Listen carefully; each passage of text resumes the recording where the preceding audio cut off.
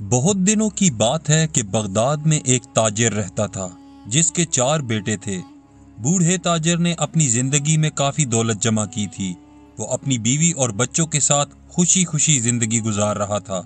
इसके दिल में सिर्फ एक ही खौफ था कि इसके मरने के बाद इसके चारों बेटे इसकी दौलत को आपस में तकसीम न कर लें। वो नहीं चाहता था कि इसकी जायदाद और दौलत तकसीम हो जाए। वो चाहता था कि चारों बेटे इसके मरने के बाद एक साथ रहें और जायदाद बढ़ती रहे। एक दिन बूढ़े ताजिर ने चारों बेटों को पास बुलाकर नसीहत के तौर पर कहा, मेरे बच्चों, अब मैं ज्यादा दिन जीने वाला नहीं हूँ। मुझे तुमसे सिर्फ इतना कहना है कि मेरे मरने के बाद तुम आपस में मिलजुल कर रहो। जायदाद की तकसीम न करना, इसी में तुम्हारी भलाई और सलामती है। अगर ऐसा ना करोगे तो बर्बाद हो जाओगे। फिर भी अगर तुम जायदाद की तकसीम करना चाहो तो चचा के पास चले जाना। वो दाना और अक्लमंद हैं और तुम्हारे बुजुर्ग हैं। वो इसका बंटवारा सही तरीके से कर देंगे। अभी नसीहत किए चंद ही दिन गुजरे थे कि बूढ़े ताजिर की तबीयत बहुत ज्यादा खराब हो गई और वो कुछ दिन अलालत के बाद दुनिया से चल बसा। इसके चारों बेटे अपने बाप की नसीहत के मुताबिक आपस में मिलजुल कर रहने लगे और अपने अपने काम में लगे रहे। बड़ा भाई तालीम याफ्ता था और मुलाजमत करता था। दूसरा भाई कानून दान था। इसके पास रोजाना लोग कानूनी मशवरे के लिए आते थे। इसकी भी अच्छी आमदनी थी। और बाकी दोनों छोटे भाई अनपढ़ थे और बाप की छोड़ी हुई जमीन की काश्तकारी करते थे। वो दिन भर खेत में काम करते रहते, लेकिन इनके 2 बड़े भाई आराम से दिन गुजार रहे थे। इसी तरह दिन गुजरते गए। छोटे भाइयों की बीवियां दिल ही दिल में कुढ़ती रहती कि इनके शोहर दिन भर धूप में काम करते हैं और इनके 2 भाई आराम से घर में बैठे रहते हैं। एक दिन दोनों बीवियों ने अपने शोहर से कहा, तुम क्यों दिन भर काम करते रहते हो, जबकि जमीन में दोनों बड़े भाइयों के हिस्से भी हैं। वो क्यों काश्तकारी के लिए हाथ नहीं बटाते। बेहतर यही है कि जमीन का बंटवारा हो जाए। छोटे दोनों भाई अपनी बीवियों की बातों को सुनी अनसुनी करते रहे। फिर चंद दिन के बाद इन्हें खुद महसूस हुआ कि इनकी बीवियां जो कह रही हैं वो गलत नहीं है। एक दिन छोटे दोनों भाई बड़े भाइयों के पास गए और कहने लगे, हम लोग खेती बाड़ी में दिन भर लगे रहते हैं, ये बात अच्छी नहीं है। अब हम तुम्हारे हिस्से की जमीन नहीं जोतेंगे। बेहतर यही है कि हम आपस में जमीन तकसीम कर लें। इस पर बड़े दोनों भाइयों को दुख हुआ। उन दोनों ने छोटे भाइयों से कहा कि तुम लोगों को याद है कि वालिद ने मरते वक्त क्या नसीहत की थी कि हम बंटवारा ना करें। लेकिन तुम लोग अगर बंटवारा करने पर बजिद हो तो हमारे बाप की वसीयत के मुताबिक हमें अपने चचा के पास जाना चाहिए, क्योंकि वो इस बंटवारे को सही तरीके से अंजाम दे सकेंगे। चारों भाई चचा के घर की तरफ रवाना हो गए। चचा दूर से इन्हें देखकर समझ गए कि वो किस लिए आ रहे हैं। चारों भाइयों ने सलाम किया। चचा ने कहा, मैं जानता हूँ तुम किस लिए आए हो, मुझे कल रात ख्वाब में मालूम हो गया है। बहरहाल तुम सब हाथ मुंह धोकर ताज़ा दम हो जाओ, फिर हम बात करेंगे। जब चारों भाई नाश्ता वगैरह से फारिग हो गए तो चचा ने कहा, तुम यहाँ अपनी जायदाद के बंटवारे के लिए आए हो? चारों भाई बोले, जी हाँ।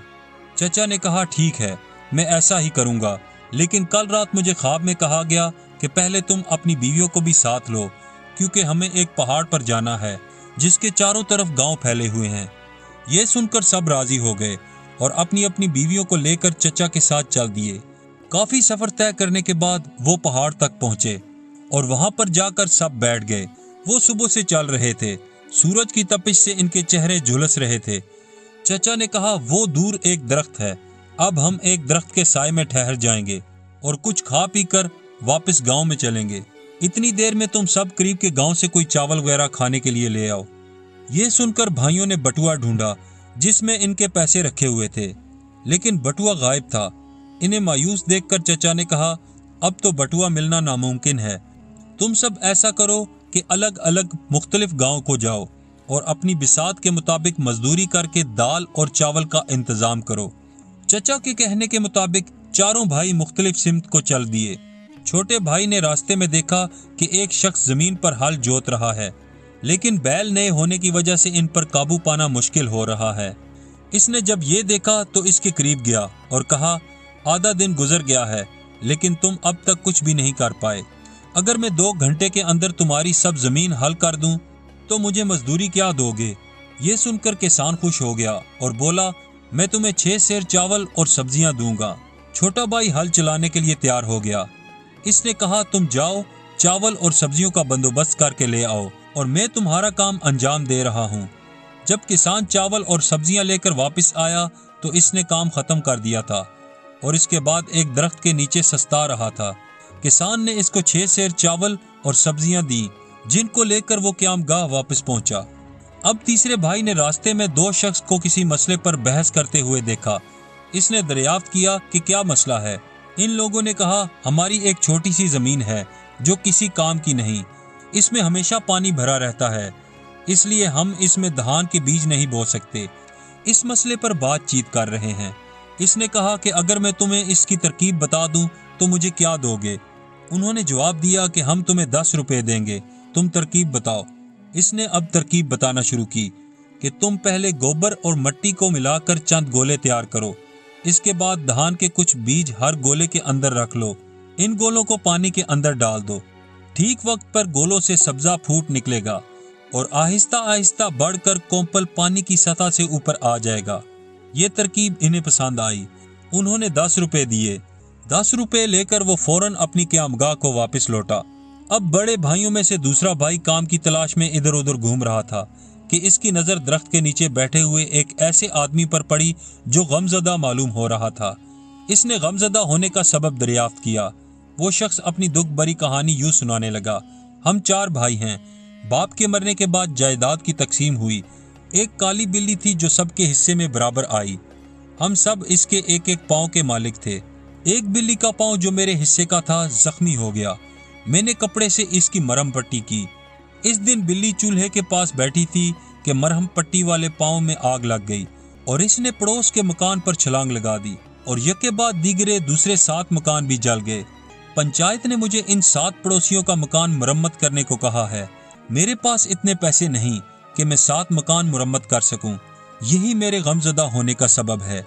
اس معاملے کو سلجھانا اس کے لیے معمولی بات تھی کیونکہ وہ قانون دان تھا۔ اس نے فوراً اس آدمی سے کہا کہ اگر میں تمہیں اس مصیبت سے نجات دلاؤں تو تم مجھے کیا دو گے؟ آگے سے جواب ملا، اگر تم اس مصیبت سے مجھے چھٹکارا دلا دو تو میں تمہیں 500 روپیہ دوں گا، تو پھر تم پہلے گاؤں جاؤ، وہاں تم پنچایت کے لوگوں کو اکٹھا کرو، میں بعد میں آتا ہوں۔ جب وہ گاؤں پہنچا تو سب لوگ اکٹھے ہو چکے تھے اور اس کے سامنے سب نے اپنی اپنی شکایت دہرائی۔ اس پر قانون دان نے کہا یہ سچ ہے کہ بلی کی وجہ سے آپ لوگوں کو نقصان پہنچا، اور یہ بھی صحیح ہے کہ بلی کے زخمی پاؤں میں بندھے ہوئے کپڑے میں آگ لگی تھی اور آگ لگنے پر بلی ادھر ادھر دوڑنے لگی جس کی وجہ سے گھروں میں آگ لگ گئی۔ لیکن ایک بات میری سمجھ میں نہیں آئی کہ بلی کا زخمی پاؤں کیسے دوڑ سکا۔ یوں کہیے کہ بلی اپنے 3 تندرست پاؤں کی مدد سے دوڑ سکی۔ اگر یہ تینوں پاؤں نہیں دوڑتے تو آپ لوگوں کے گھر پر بلی نہیں چڑھتی اور آپ لوگوں کے گھر نہیں جلتے۔ یقیناً زخمی پاؤں کا کوئی قصور نہیں۔ اس کا مدلل جواب پنچایت کے لوگوں کو بہت پسند آیا اور پنچایت نے 3 اچھی ٹانگوں والے بھائیوں کو ملزم قرار دیا اور ہر جانہ بھی انہی کو دینے کا فیصلہ صادر کیا۔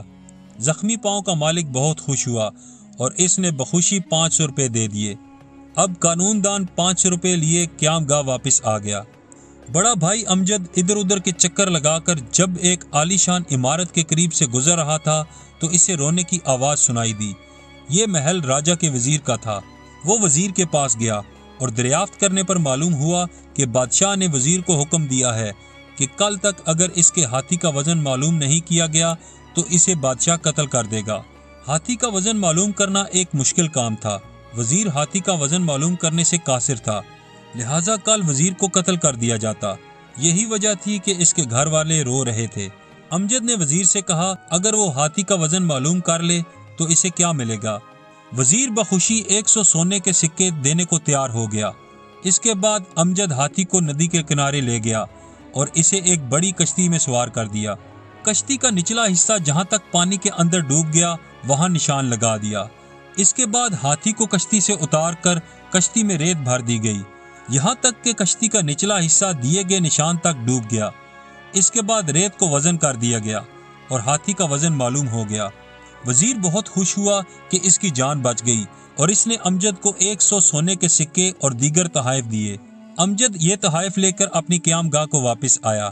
جب سب بھائی قیام گاہ کو واپس آ گئے تو چچا نے چاروں بھائیوں اور ان کی بیویوں کو ایک جگہ بٹھا کر کہا، یہ دیکھو چاروں بھائی کیا لائے ہیں۔ छोटे भाई क्या लाए हैं और बड़े दो भाई क्या लाए हैं। दोनों बड़े भाई ज्यादा अक्लमंद हैं और पढ़े लिखे हैं, वो ज्यादा लेकर आए हैं, और छोटे दो भाई बहुत ही कम लेकर आए हैं। अब तुम लोग ही फैसला करो कि क्या ये अच्छा होगा कि जायदाद का बंटवारा किया जाए। अगर तुम लोग अलग हो जाओगे तो तुम्हारी जायदाद जितनी है वो आहिस्ता आहिस्ता कम हो जाएगी, और अगर साथ मिलकर रहोगे तो तुम्हारी जायदाद में इजाफा होगा।